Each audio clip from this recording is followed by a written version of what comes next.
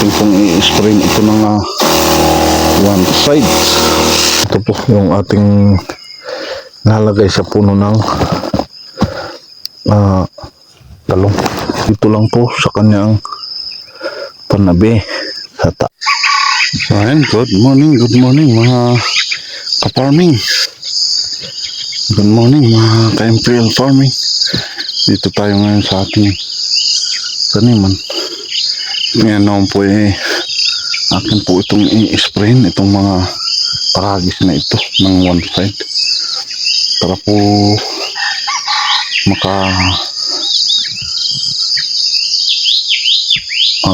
ito ay medyo matagal pong mamatay.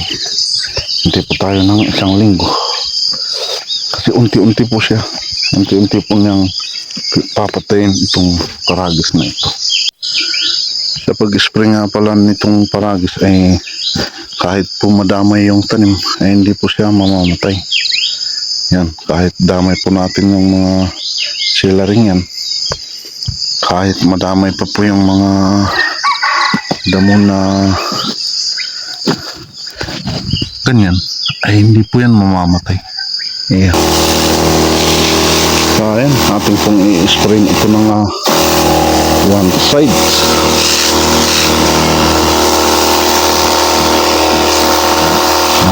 One side po itong ating i-spray.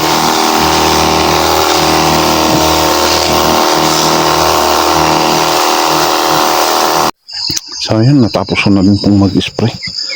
Na-sprayan ko din po yan. Lahat po. Ito lang po yung mga may paragis.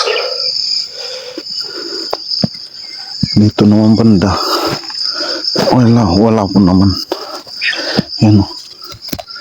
Meron lang pero kaunti. Ang aking gagawin naman po ay ito muna yung aking lilinisin, yung kanyang panabing puno. Kaya para lagyan ko muna ng pataba. Ayan, tapos ko na pong malinis yung mga punuan. Yan. Kitang-kita na yung mga puno ng talong. Ayan. Ayan. At din po yung lalagyan ng chicken manure. Yun. So ito po yung chicken manure na aking ilalagay. Yan o.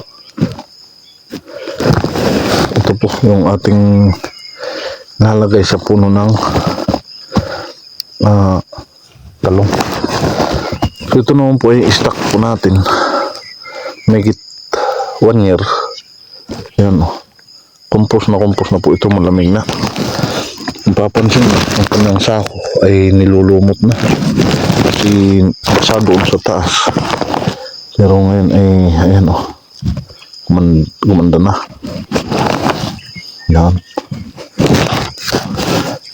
Ito po yung ating ilalagay sa puno ng ating talong. So ganito yung ating gawa. Ayan o. Dito lang po sa kanyang panabi sa taasan banda. Ganyan o.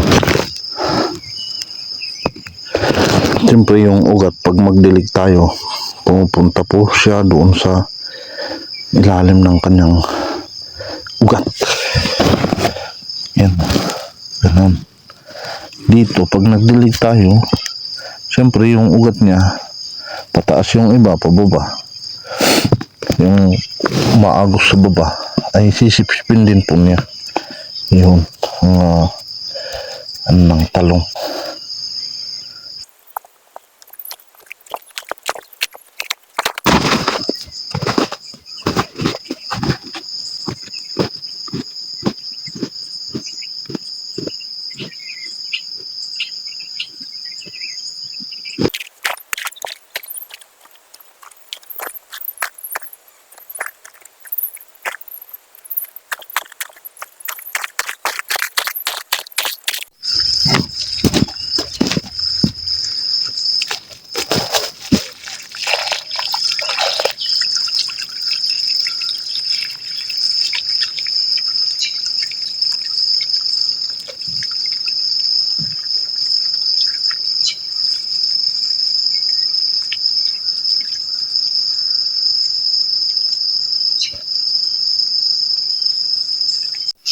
So ayan, tapos po nating madilig. Ayan po yung chicken manure. Tunaw, matutunaw din po yan sa kanyang puno. Yan o. At sisip-sipin din po niyan. Yan. Pagkatapos ng isang linggo malalaki na yan. Yan o. Ayan, tapos po natin itong mapatabahan, madiligan. Tapos na po lahat.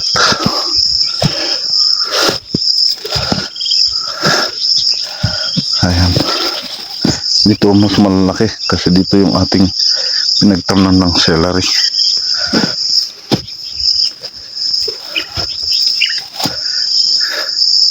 Ayan. Tapos na po natin. Bukas ay ahang pong i-spray. Kasi nga po, ayan o, may mga white flies. Kailangan lang ma-spray bukas. Ayan, nandito na lang ang aking nagawa ngayon. Mamaya uuwi po ako at kakarga naman po ng gulay.